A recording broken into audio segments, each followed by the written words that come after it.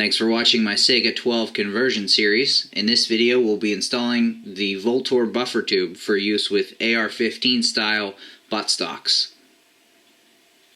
What's up YouTube, I'm No More Vltor. Welcome to my channel where we talk about guns, gear, bushcraft, and hunting.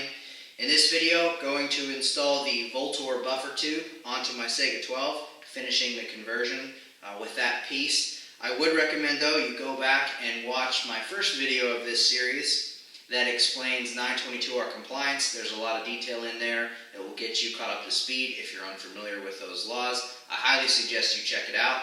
But for now, let's get started. Take a look at this buffer tube. Alright, the first step that you need to do is remove the screws. They're just hand tightened into the buffer tube.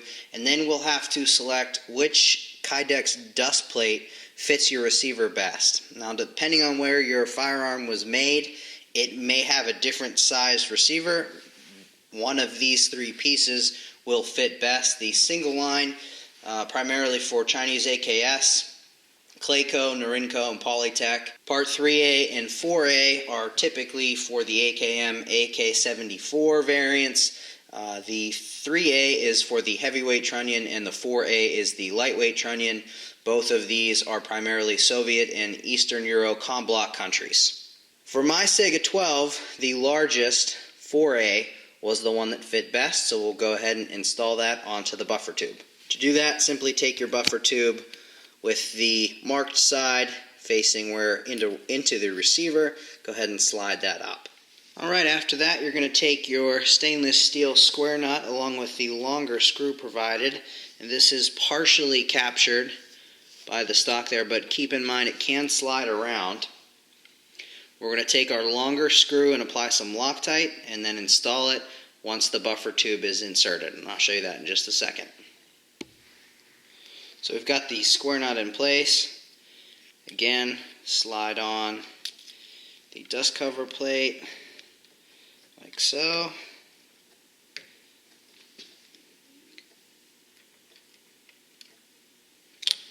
It's best to install this horizontally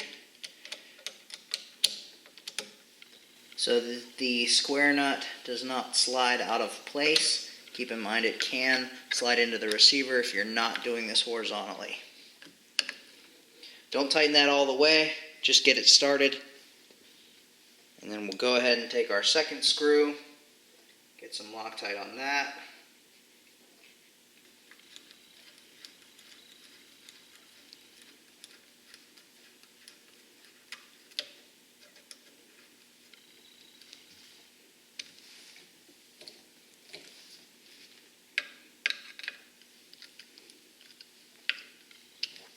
I like this buffer tube because it doesn't require cutting anything. It's a very simple installation.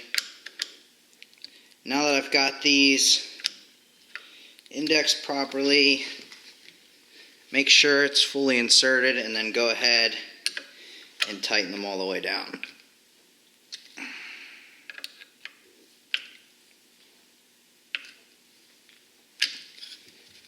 And she's solid. Now we can get our MOE stock out, ready to go. A lot of people have trouble installing buttstocks like these sometimes because they think they can just press down here and it'll slide on. You've actually got to use your fingers to hold these down far enough so that the inside pin, you can see it right there, it's a little dark, but that post that you can see slides all the way down when you pull down on these pins. That'll allow you to fully install the buttstock. At this point, we'll go ahead and reassemble the rest of the firearm.